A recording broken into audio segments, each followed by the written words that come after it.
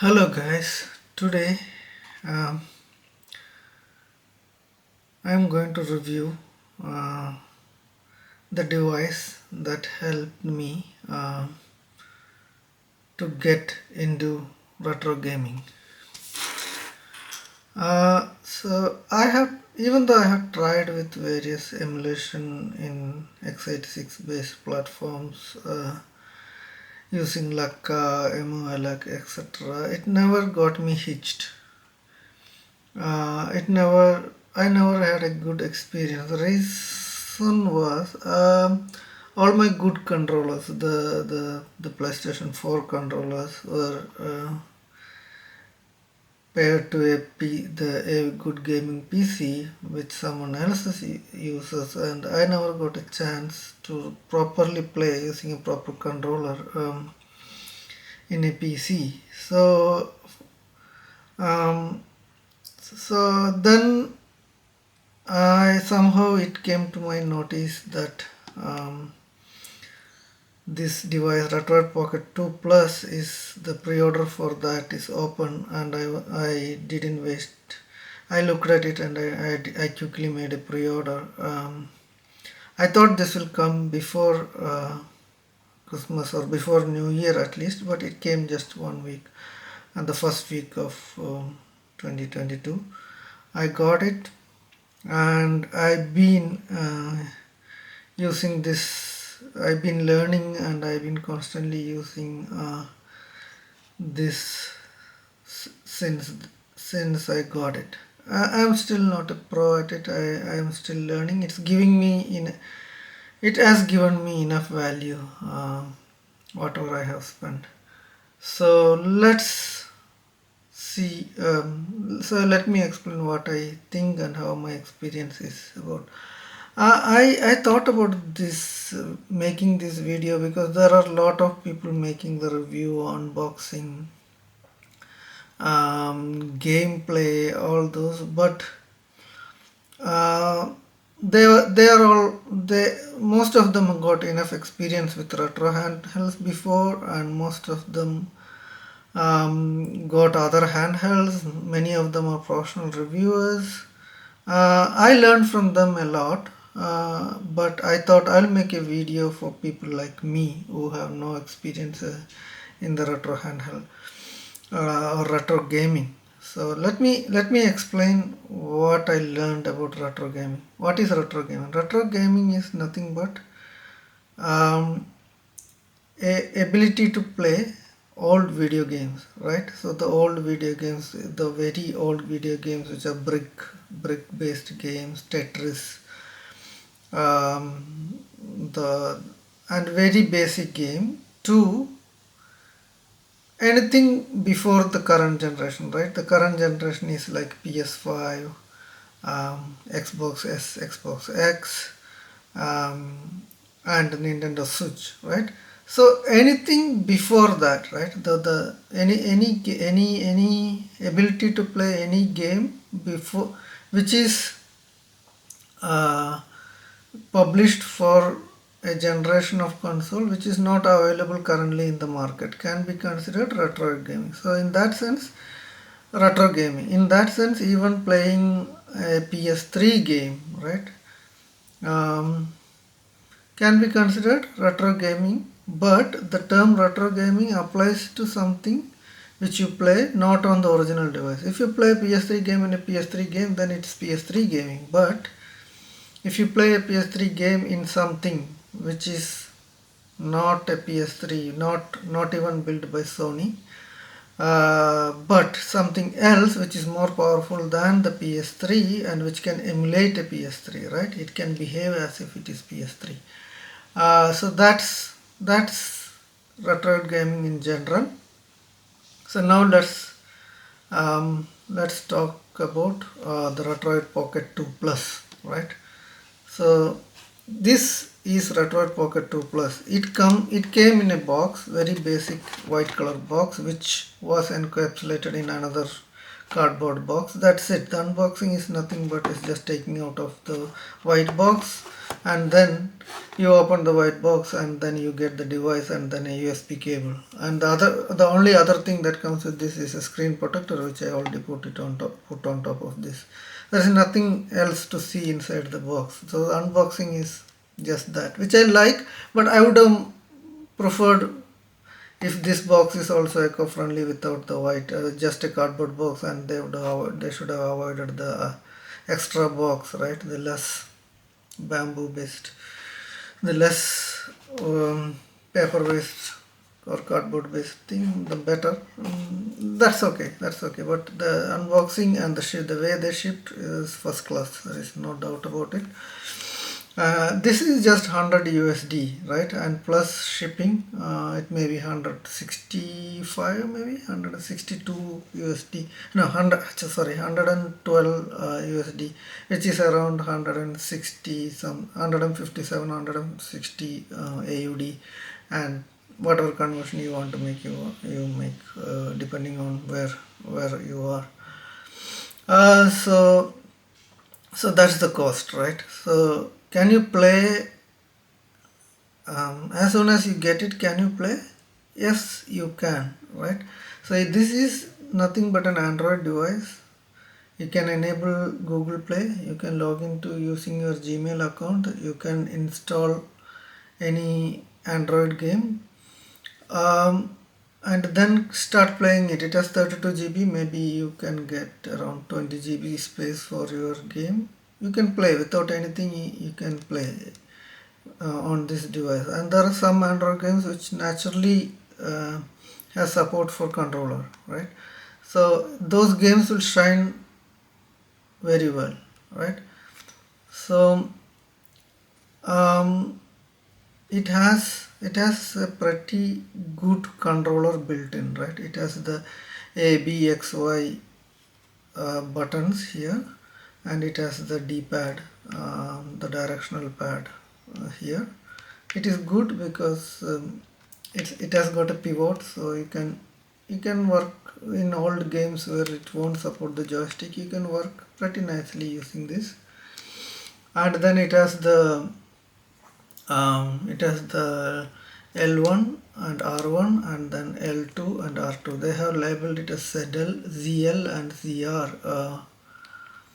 The L2 and R2 doesn't matter, right? But the one thing that it lacks is the Z3 and the L3 and R3. So these joysticks, right? These joysticks, and this left joystick and right joystick don't have a push button. So for games that have that feature mapped, you have to have an overlay enabled so that you can have L3 and R3 in situations where you need it. You can press the screen overlay.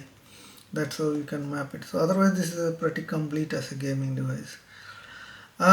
So you can have the home button and select and start, which are used in games, and home button if you want to exit out, and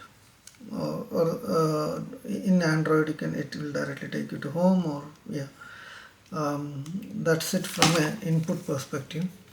So it still says Pocket 2, but it's not a Pocket 2. It has got an upgraded motherboard and button, which makes it a Pocket 2 Plus. The screen is pretty good. It's IPS, but it has some light bleed.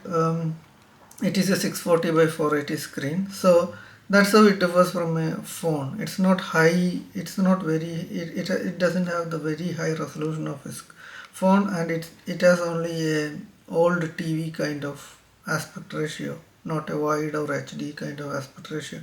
So it is 4 by 3, not a 16 by 9 or a 16 by 10 aspect ratio. It's not wide. So games which are newer, right? So games which are built for widescreen will have a letterbox kind of appearance. But still it's very playable for new games which has got a wide aspect ratio. So the setup is very easy. I haven't enabled Google Play services because as of now I don't have any plan to play online Google games, meaning Google Play Store games, Google Play games. So I have installed couple of games which I can play without the Google Play service by directly downloading the APK. Other than that, I am using pretty much for just emulation alone, right? So it can emulate a lot. So by default, they have included a front end for this emulation. It's just a launcher, right? which um, which has built-in shortcuts for uh, quite few emulators. It has PSP, it has PlayStation 2, PlayStation 1, Nintendo 3DS, Game Boy Advance, Game Boy Color, Game Boy Y, Nintendo Wii, Nintendo GameCube, Super Nintendo, NES, Nintendo 64, Dreamcast, MAME, PC Engine, Neo Geo, CD. It don't have Sega. No, it has Sega Dreamcast, which is pretty good platform with lot of games, but it don't have Sega Genesis or Sega Mega CD. Sega Saturn, it don't have.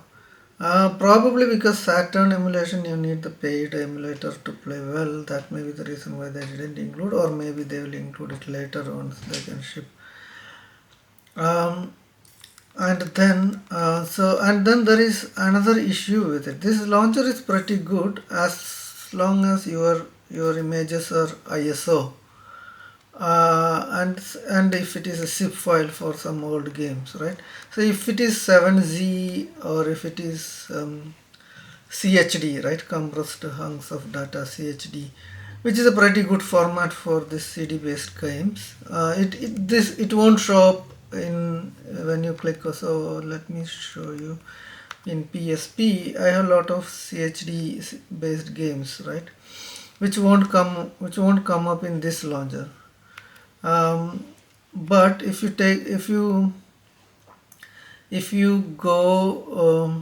to that particular if you go to that particular emulator directly, it will show up. So there are some issues still which they should address, or we may have to convert the CHDs to ISO so that it all comes in the launcher. The launcher is nice, meaning it's little bit better than the way this the way the actual emulators presents you the titles, right? So this is a Dolphin MNJR2 version of Dolphin, which is used for emulating Nintendo GameCube, Nintendo Wii, and I think what is the other one? I forgot. One more, Nintendo Wii something. So this will show, even if it is CHD, this will show all the titles, but it won't come up in the launcher, Retroid launcher that they developed. But this one, the only problem is it's not highlighting properly. It just make little bit dark. So can you see now the Prince of Persia is selected, but it's very hard to see unless you look very closely. So, but in the launcher it can easily figure out which one is selected. Similarly, the presentation is not good in some other. So let's see PSP emulator PPSSP. So this one, the thumbnails are very small, and there are not many options that you can select. You can either list or you can go tiles, right? So you cannot change the size of the tile, or you cannot have a little bit better view. There is no option. But if you go to the launcher, the Retroid launcher, the presentation is little bit better, right? So little bit meaning it's little bit bigger, and it has got a uniformity to it, right? So if you any platform in the Retroid launcher, it looks the same. It has the kind of 1 inch by 1 inch squarish tiles, which is it's up to each person's preference, but I would like this to be a little bit better, so that I don't have to worry about going into each emulator and then playing. But for now, yeah. So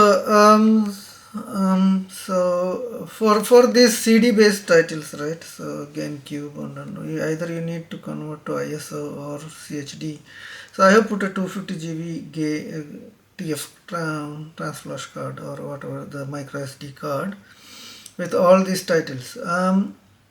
So if you have 7-zip, you either have to unzip it, and if it have multiple files, then it will work, but it will be, you have to find the first if it is a multi-track file, right? So you have to select the first bin to start playing. It's not ideal. So either you need to convert it to ISO, or you have to convert it to CHD, make it single file so that it is easy to launch. So I have written a script. I'll publish the script in GitHub, and I'll give you. I'll put the link. I'll make a video how to run it, and then I'll give you for people who don't know how to convert 7-zip to CHD or ISO. Maybe I will extend it to ISO also, so that it will show up in the launcher. So that's what it is. So it can play all these games using emulators, right? So that's what it is. A retro console is. It can run an emulator to play any of these old platform games. So the many so people who are in America and who are wealthy and informed enough to know about all these old games may know this, but these are all old video game consoles, right? So many of these platforms in many parts of the many regions in the world, they are not even aware, right? So Game Boy Advance, Game Boy Color, they are all at the time when globalization didn't kick in at the time. And these all the maximum at those places, there are some consoles which are cloned, like one of the Sega console was cloned heavily and sold as many unbranded consoles in many parts of the world. But other than that, many are. So this is a good device to learn about gaming history, how the old video games looked like and how it evolved, right? So you can you can get the ROMs for the Game Boy, right? The first console which changed gaming forever, right? All this is a very good learning experience, right? So how it looked like, what there are many games which are recoded, right? So there is a Nintendo game, and that game got recreated for many different plans. Recreated means the game looks the same, but the code is written totally independently. There are many games like that. So I am not totally knowledgeable, especially in some areas. No, even many areas. The MAME and the PC Engine, TurboGrafx, Neo Geo CD, and there are many games that I can play. I got amazed by its existence, to know about the existence, like Atari Jaguar, which is a failed console, but the quality of the games was so nice. Thinking about the times they were made, right? So that's about what it can do. So the this is not the first console, okay? This is not the first console in this form factor. This is not the first console made for retro gaming. There are so many, like Ambernick, there are Pocket, there are so many games, so many consoles, right? So what makes this unique is this is one of the cheapest console which has got a big little processor in it, right? There are many consoles which are made using little core, little high, little low kind of setup, right? So there are many consoles which is made with little cores, meaning not highly performing cores. Then there are some consoles which are made using the same little core, but some in a quad core or octa core, for half of the cores are clocked a little bit higher, but they are the same cores, right? So that's not highly performing core. But this is one of the consoles which is in that price bracket, but it has got a Unisoc T310 processor, which is a very unique processor because it's a very cheap processor. It also have one core which is high performing core, right? So it has got a big core, one big core and three low performing core.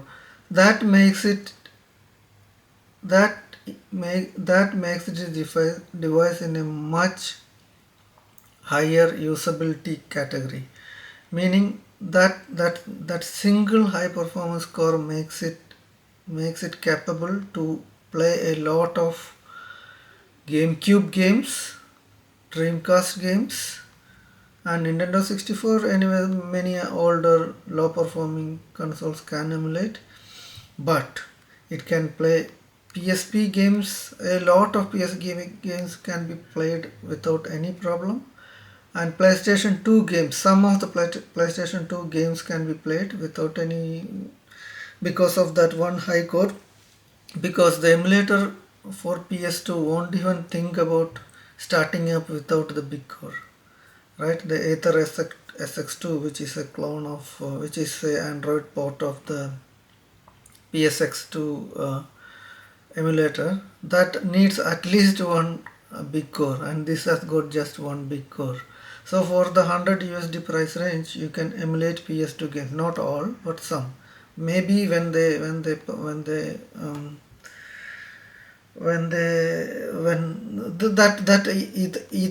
SX2 emulator is still in beta state, right? So as people keep working and make it optimized, maybe the PlayStation 2 performance also gets improved as time goes. So that is the main key criteria, key key uh, key key feature of this console, right? It is quite performant, and because this game, the resolution is small, right? So it don't need to be super high performing processor uh, to make it usable, right? So this for 614 to 480 screen, pushing that many pixels is not that big deal um, for this CPU. So that makes it very good. There is, and this only has an Android ROM, right? There are many consoles which has a raw Linux based ROM, or which supports Android and Linux, and you can easily dual boot by changing the SD card. There are many consoles like that, but this one don't have that capability, and I highly doubt if this ever would have that capability, because there is two there are two factors why I think why I am not optimistic about getting a Linux ROM for this. One is the processor is Unisoc. Processor is made by Unisoc, which until now don't have a lot of reputation in pushing back to the mainline Linux kernel. Second, maybe it will change. Okay, so I'm just saying it's just starting up. So right now it's not that good in pushing mainstream the Linux code. And then the second thing is, whatever graphics core that's whatever graphics the graphics core that is used in this SoC is made by Imagination, and there is not even a try to make a PowerVR reverse engineered driver for this so far.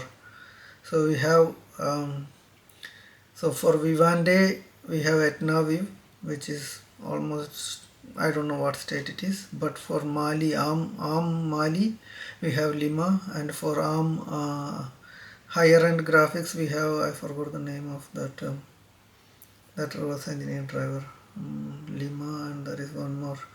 Okay, whatever.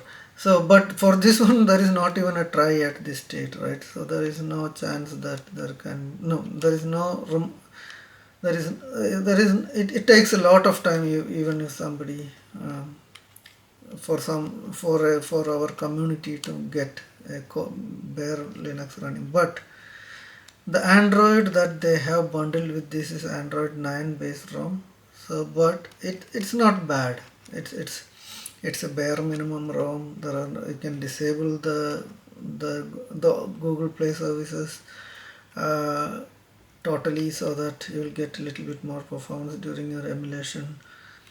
And after the launch of the device, they have, I think, made 3 updates. I didn't get any update because it came with the latest Android update, but and that has fixed a lot of issues reported in the initial days.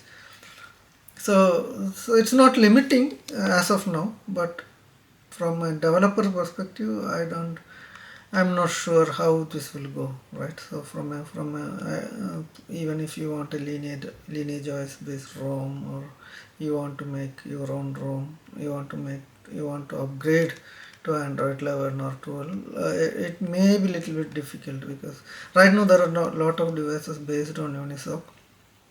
Uh, so Unisoc T618, there are a couple of tablets which are very highly regarded, and people have already started porting the TWRP bootloader and all those things, and it's progressing. But this one is got, I don't know when, because this chip is used in some phones, right? I think some Motorola phones. So maybe it will be, I don't know, but yeah. So that's it. So and now let's talk about some issues, right, that I have faced. The right joystick is not the same as the left joystick. The left joystick is so nice. The right joystick, it's a slider. It's not even a joystick. It won't change the angle. You can only change the direction. Right? This one is like angle.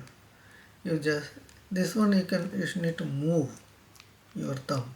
This you can just change the angle, and you can. So that's one problem, but there are not many games that you have in which you have to use the right joystick a lot, so that's all right. The other thing is, the if you're choosing the 16-bit style, right? So 16-bit is a style in which the body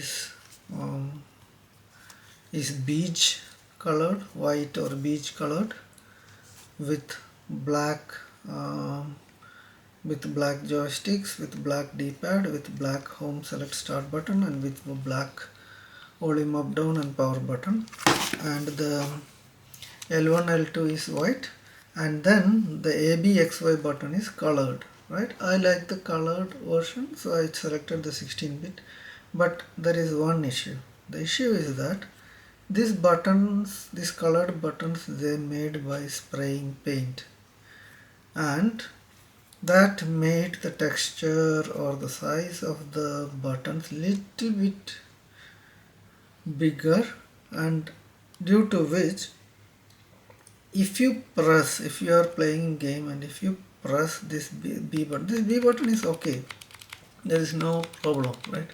No problem at all. But if you while playing, if you accidentally press like this, right, if you press from the top of the B button, it won't go, because it is making little bit more friction than the than to make a comfortable press. If you press straightly, if you press from the bottom, no problem. But if you press from the top, right, the very top, sometimes you accidentally press while pressing, then it will lock. So here is the problem. If you press from the top, then it will. So you have to be aware. It will. I think it will go away after some time. but there is a slight friction when you press at an angle the B button. From my understanding, that problem is not there for any of the other styles. Only for the 16-bit version that problem is there. Other than that, so it's very nice. There is a light bleed if you look at it. Look at the screen in total darkness with a fully black background. There is a slight bit, but the screen is very vibrant and it's an IPS screen, sideways, no problem. It's a nice screen for this resolution. The pixel pitch is all nice. It looks good, everything. It can play Android games. It can play a lot of retro games. So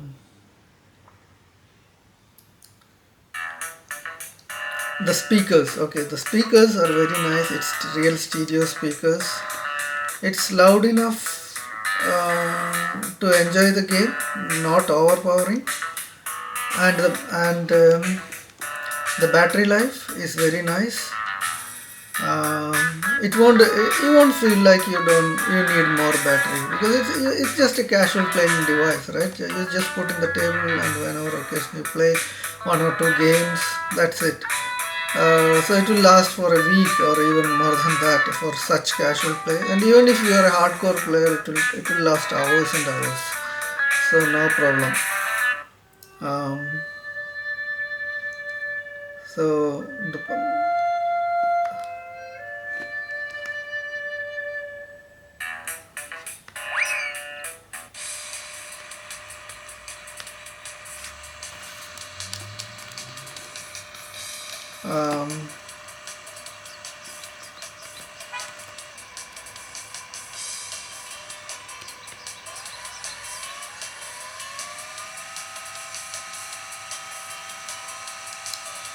performance is so awesome.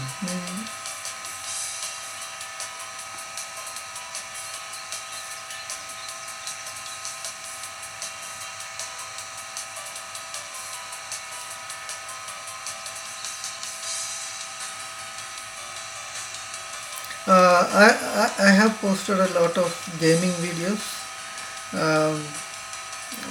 but and there are so many others also making lot of gaming videos, reviewing performance, test, everything. So I don't think I have to talk about those. But as you can see, this is going to give you a lot of gaming fun time. Especially in nowadays there are no dearth for entertainment, right? These are not olden days where you have to think every day, waking up saying what to do next, right? These days we have entertainment overload, right? So I don't think you are going to rely this alone for the only entertainment that you are going to have. This is going to get a fraction of your attention, right? So where you really go for it, right? You really want to play some retro games, or you really want to play and sit on a small screen. You really want to play a historical game. So for that purpose, this is 100 out of 100 AA plus device, and at a plus price. So that's all. That's how I end this review. So thank you for your time. Have a nice day, and see you on another video. Bye.